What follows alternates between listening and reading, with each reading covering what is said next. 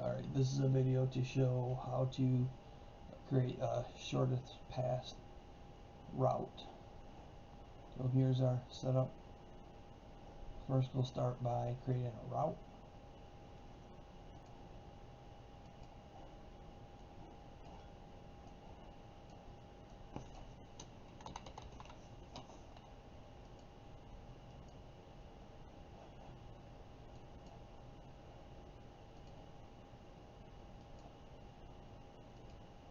Basically we'll just follow the road like that. Next, what we want to do is create lateral lines off of the route to connect to each one of these buildings. Certainly we could just draw them in, but I'm trying to think on a larger scale. So let's see if we can implement this automatically. This can be done by running the lines. So basically what we're going to do is convert the line to points. So that can be done here. Convert lines to points like this.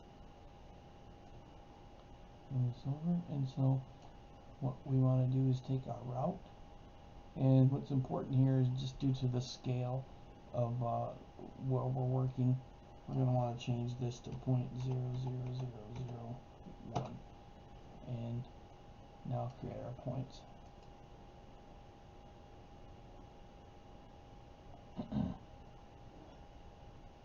Alright, so now we have our points. Now what we want to do is create a line of the shortest distance between each one of these points and one of these points here along this line. So we can do that by running another algorithm, distance to nearest hub, line hub, like this. And so what we want to do is we're calling these homes, which are the buildings, and the points are our destination hub.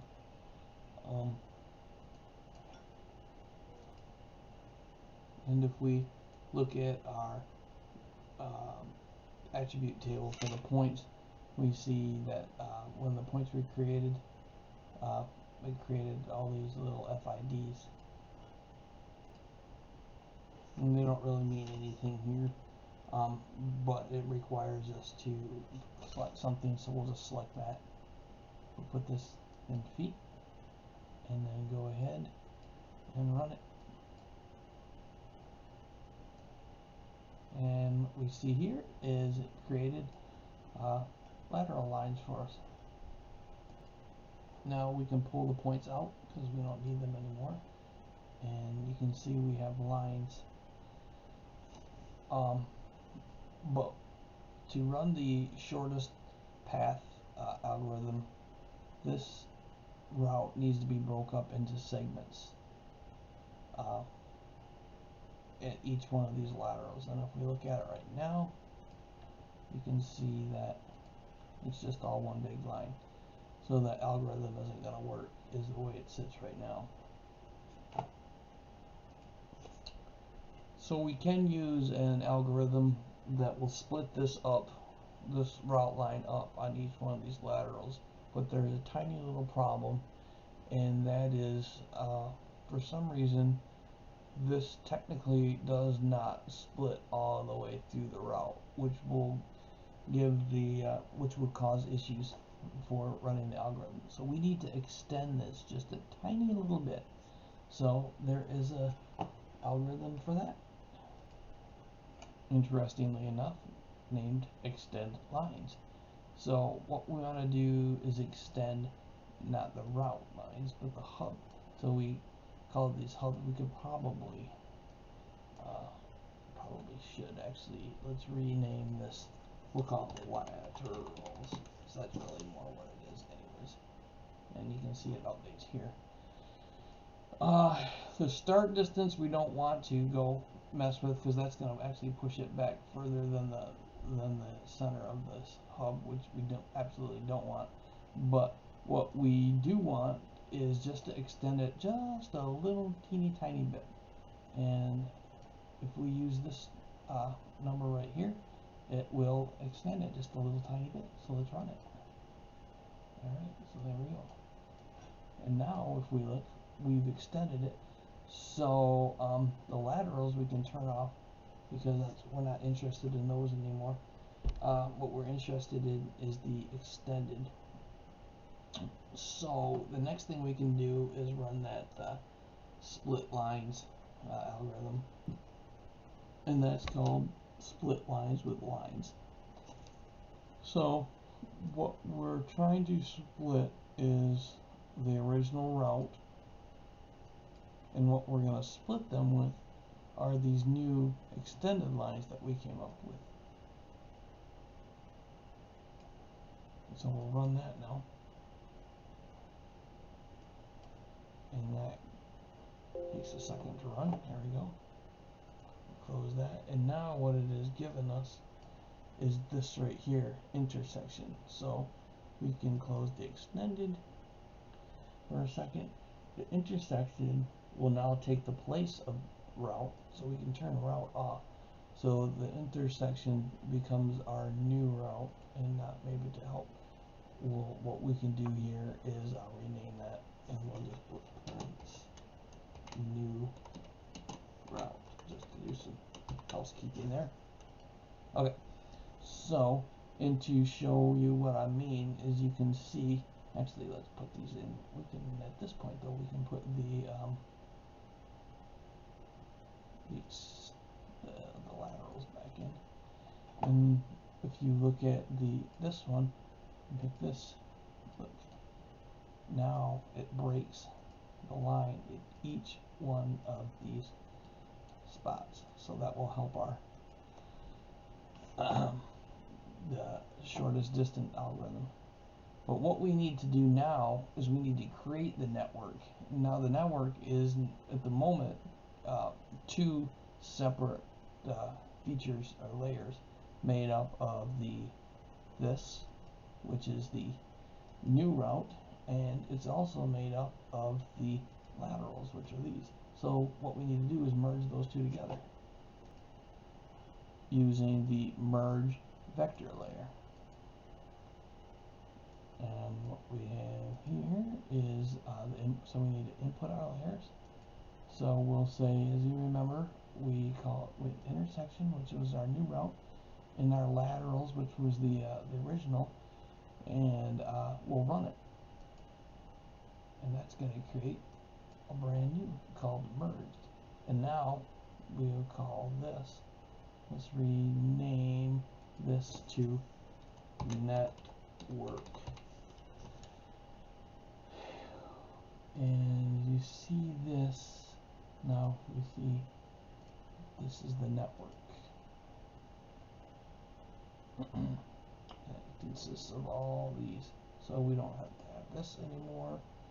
We don't have the laterals anymore. So network is the only thing we have to have on other than our that helps show it a little bit better. Is our network. So now we can finally go ahead and run our shortest path algorithm. Shortest path. And you can find it by just doing shortest. Oh my goodness. Shortest path. Okay, and here it is right there. Point to layer to point. Really kind of, it doesn't matter either or, it's going to get you where you want to be. So vector layer representing a network. So what we did when we merged those two together is we created a network, and we called it network.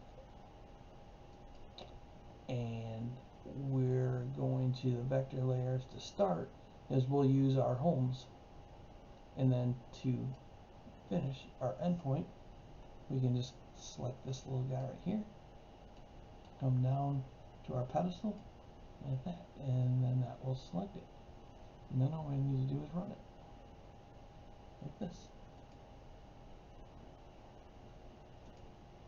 So notice some of this red here, and that's kind of an artifact of something that we didn't really clean. That actually all begins with the when you run that split lines with lines command, it actually creates some noise here. As you can see, there's all this that we should have pulled that out, but we just left it in there because we were just kind of rushing through things. But that it's just complaining about that. If we would have pulled that out, so it built up what we wanted. So actually we can prove that now.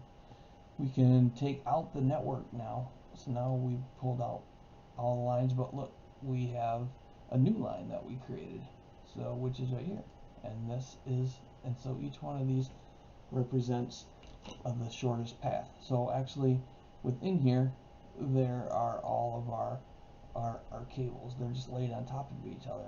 Now we can see that a little better if we open our layer stylings, and let's start by doing something right here. We can categorize.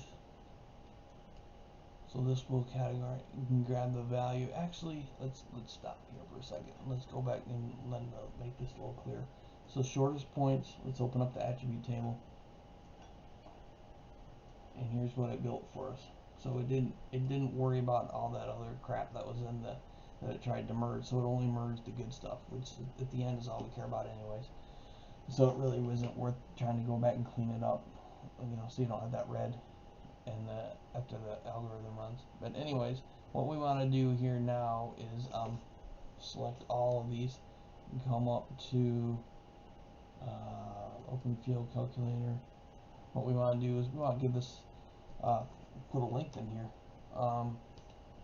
and actually before we do that, let's double check to make sure that our project properties are set up.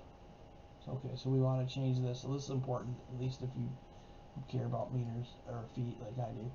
So we'll make this feet.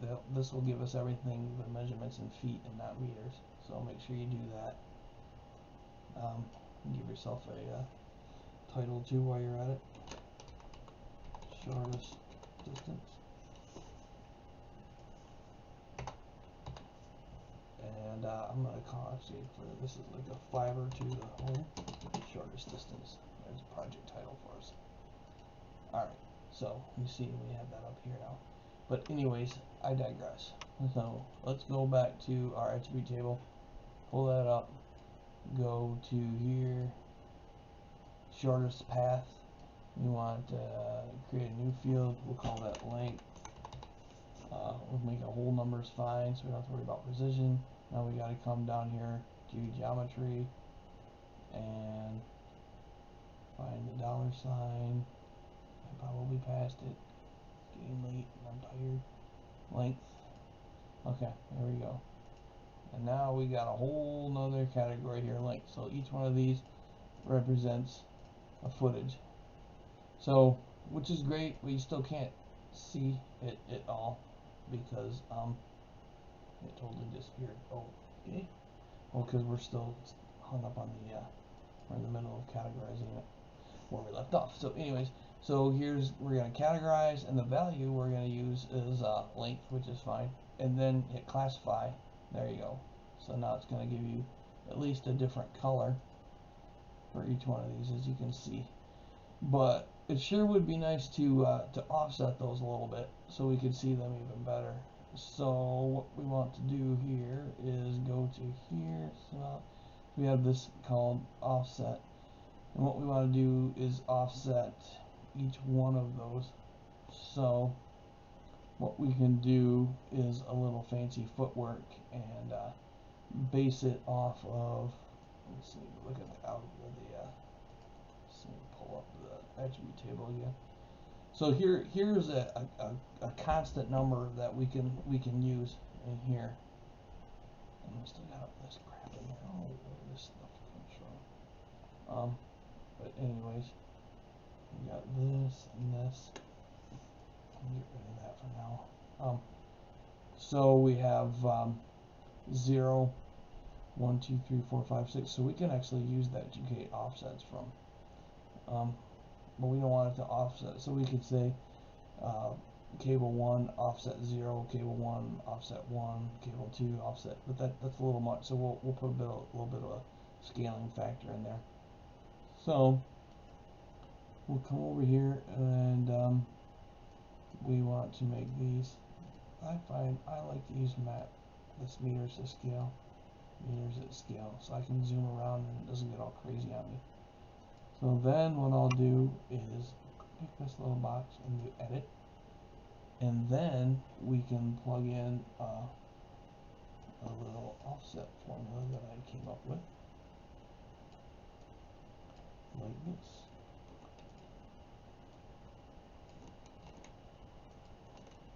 Here. So it's going off that FID where I showed you in the attribute table, and I'm saying if it's less than or equal to 2, then you take what's in the FID and multiply it by a negative 1 or negative, half 0.5. What that's going to do is that's going to offset every value in one direction to the left, and then this is the way the if statement works. So if this isn't the case, then it's going to happen like to this one, and so it's going to basically say it's going to take everything else which is greater than 2 and multiply it by 0.25, and it's going to head it in the right direction. And let's see how that works now. Okay. And as you can see, we've offsetted. So now we can see, gives us a little ability. It's offset a little bit, so at this point it's almost worth just pulling off the points and just showing it, because normally in a fiber to the home application anyways, you just want to show it going to the home. The fact that it doesn't hit in the middle of the middle of the point isn't really a big deal, and that's because you're offsetting it, and that's causing a little bit of issues, but it's not going to matter for us. So here's our pedestal, here's our cables leaving the pedestal, and here they are hitting the homes, and they're offsetted.